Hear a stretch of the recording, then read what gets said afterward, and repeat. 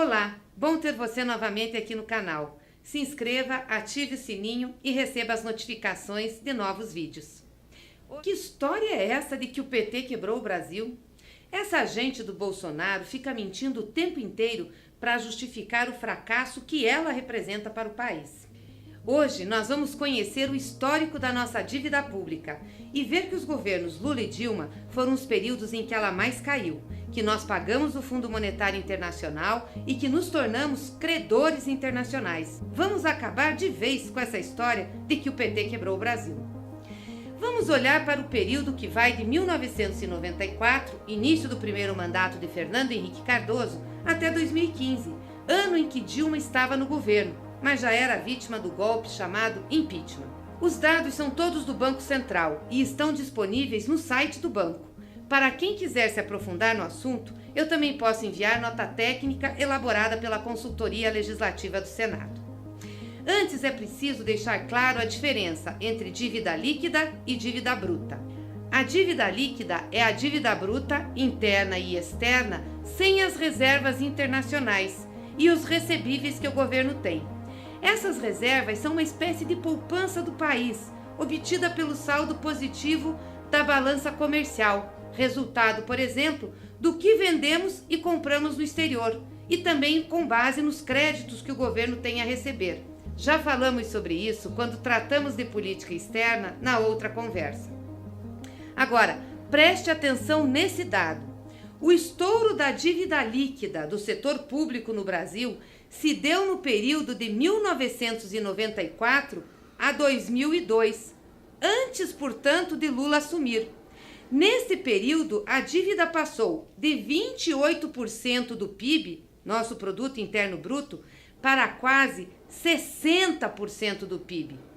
Isso foi o governo do FHC, do PSDB, que hoje apoia o Bolsonaro. Quando Lula assumiu, ele começou um processo de redução da dívida, que caiu para 38% do Produto Interno Bruto ao final do seu governo. E Dilma continuou a queda. O Brasil tinha uma dívida de 32,5% do PIB em 2014. Como então dizer que o PT quebrou o Brasil se a dívida caiu? Até rimou, viu? Contra números não tem argumentos. Lembre, Fernando Henrique entregou uma dívida para o Lula de quase 60%. Entre 2003 e 2013, os governos Lula e Dilma fizeram superávites primários. O que quer dizer isso? Gastaram menos do que arrecadaram, todos os anos. Apenas em 2014 e 2015, com a crise internacional, é que houve um déficit. E ele não foi ocasionado por descontrole da despesa, não, como se costuma falsamente alegar. Ele foi fruto, principalmente, da redução das receitas, que entre 2015 e 2016 foi de 7,2%. Ou seja, responsabilidade da crise. O país parou de arrecadar. No entanto, Temer e seus aliados inventaram que Dilma havia quebrado o país para justificar o golpe e tirá-la do governo. A dívida não subiu em função do aumento das despesas. Foi a arrecadação que caiu. Mas acusaram Dilma de estourar o orçamento público e falaram que os déficits orçamentários de 14 e de 15 quebraram o Brasil. Ora, tenham paciência. A mentira foi usada, inclusive, para propor a PEC do teto dos gastos, diminuindo as despesas em todas as áreas do governo, inclusive saúde e educação. E sabe por quanto tempo? Por 20 anos. E nós já estamos quebrando o Brasil, essa redução. Agora, se tem uma despesa que subiu, foi a dos juros pagos para os credores da dívida interna. Esses sim estouraram. Em 2015, os pagamentos de juros cresceram 36% em relação a 14%. O mercado financeiro funciona como um verdadeiro agiota e cobra taxas exorbitantes para financiar a nossa dívida interna. No orçamento de 2019, por exemplo, são 379 bilhões de reais só de juros, o que equivale a mais de 10 orçamentos anuais do Bolsa Família. Em 2018, depois de todos os cortes de Temer no orçamento, o Brasil era o 6º país do mundo com a maior taxa de juros real entre o grupo de 40 países.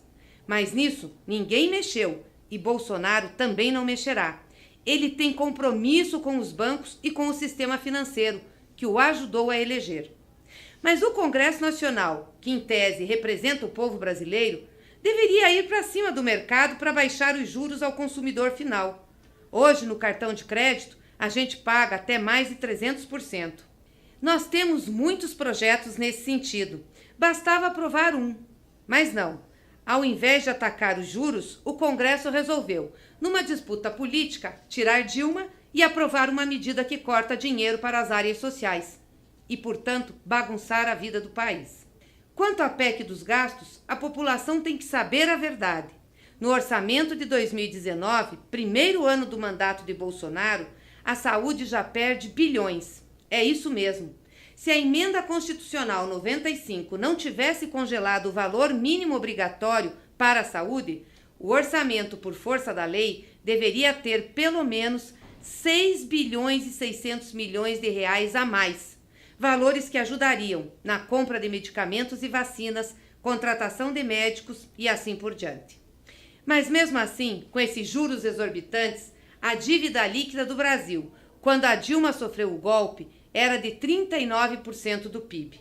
No fim de 2018, com Temer, era de 53%, 14 pontos percentuais de crescimento da dívida. E essa gente diz que foi o PT que quebrou o Brasil? Fala sério. Além de cortarem os gastos sociais, Bolsonaro quer agora vender empresas estatais para cobrir a dívida que eles, seu amigo Temer, criaram. É de uma safadeza sem tamanho. Agora, mais uma coisa muito importante.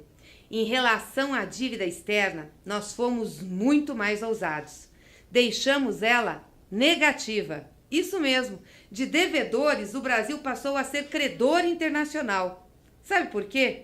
Entre outras razões, porque nosso saldo da balança comercial, o que exportamos menos o que importamos, foi ficando maior a cada ano a partir de 2006, com a política internacional do governo Lula.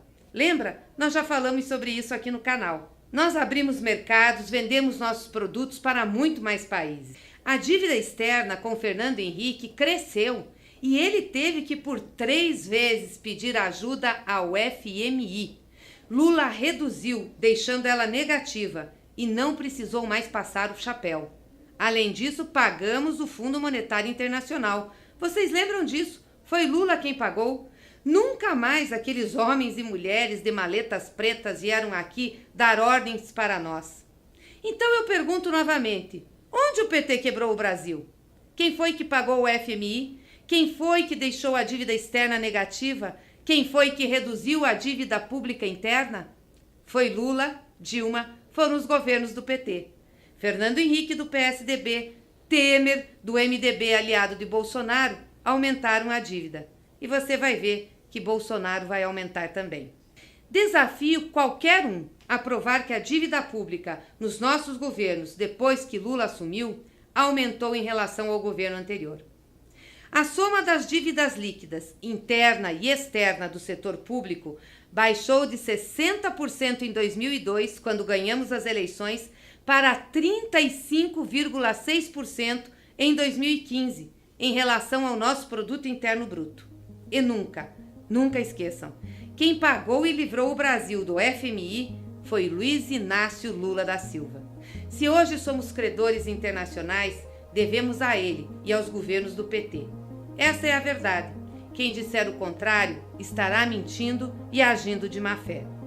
Nos vemos no próximo encontro, aqui no canal. Até lá, um grande abraço.